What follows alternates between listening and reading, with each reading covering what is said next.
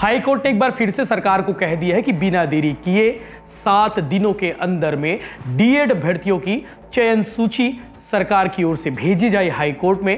बड़ी मुश्किल की बात है क्योंकि बीएड अभ्यर्थियों की नौकरी जाने वाली है और डीएड अभ्यर्थियों की नौकरी मिलने वाली है। अगर इन बीएड अभ्यर्थियों को नौकरी से बाहर निकाला जाता है या फिर उनकी नौकरी समाप्त की जाती है, तब इनके साथ क्या करेगी सरकार, ये भी अपने आप में इंपॉर्टेंट रहेगा। व्यावसायिक परीक्षा मंडल यानी कि व्यापम को पत्र भेजा गया है, लेकिन मंडल ने अभी तक चयन सूची नहीं भेजी है। साथ ही पुनर्विचार याचिका दाखिल करने का भी उल्लेख किया गया है। इस पर हाई कोर्ट ने सरकार को 7 दिन के भीतर डीएड अभ्यर्थियों की नई चयन सूची तैयार करने के लिए निर्देश दिए हैं। नमस्कार, जय जोहार, जय छत्तीसगढ़। बीएड अभ्यर्थियों का क्या होने वाला है ये तो वक्त बताएगा, लेकिन बीएड अभ्यर्थियों की नौकरी खतरे में है, उनकी नौकरी पर तलवार लटकी हुई है।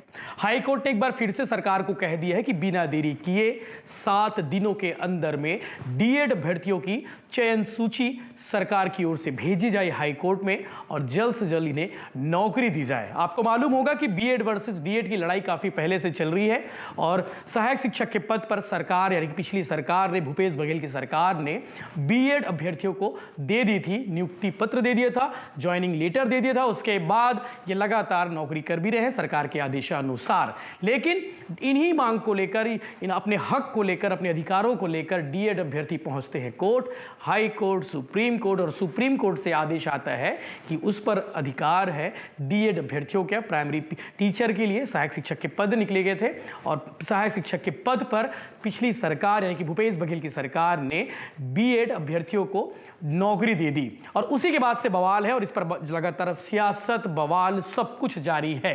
लेकिन अब इस मामले को लेकर हाईकोर्ट में अवमानना का याचिका दायर की गई और उस याचिका के बाद सुनवाई हुई। सुनवाई के दौरान सरकार से साफ साफ कहा गया है कि 7 दिनों के अंदर में सरकार बिना देरी किए डीएड अभ्यर्थियों को जिनको नौकरी मिलनी है उनकी चयन सूची बनाई जाए और उसके बाद उन्हें नौकरी दी जाए। बड़ी मुश्किल की बात है क्योंकि बीएड अभ्यर्थियों की नौकरी जाने वाली है और डीएड अभ्यर्थियों की नौकरी मिलने वाली है।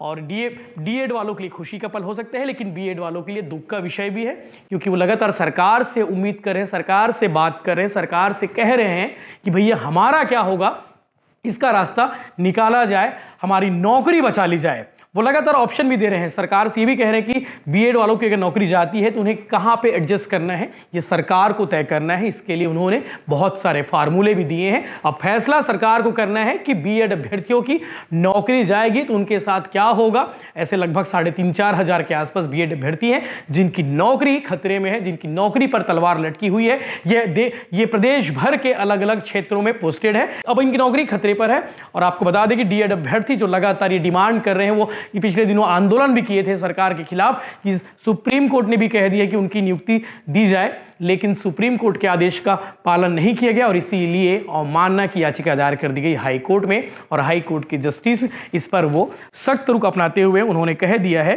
कि हाई कोर्ट की जस्टिस माननीय अरविंद वर्मा की बेंच ने राज्य शासन को फटकार लगाई है। उन्होंने 7 दिन का अल्टीमेटम दिया है, नई चयन सूची जारी कर कोर्ट में रिपोर्ट पेश करने के लिए कहा है। केस की अगली सुनवाई आने वाले 10 दिसंबर को होनी है। दरअसल पिछली सरकार ने, भूपेश बघेल की सरकार ने नियमों को दरकिनार करते हुए बीएड डिग्रीधारियों को सहायक शिक्षक के पद पर नियुक्ति दे दी थी और मामले में डीएड डिग्रीधारी अभ्यर्थियों की याचिका पर हाई कोर्ट और सुप्रीम कोर्ट ने भर्ती को अवैध बताया है। कोर्ट ने अयोग्य शिक्षकों की नियुक्ति निरस्त करने का आदेश दिया है। इसके बाद भी राज्य सरकार ने अब तक नियुक्ति निरस्त नहीं की है, डीएलएड अभ्यर्थियों की नियुक्ति नहीं की।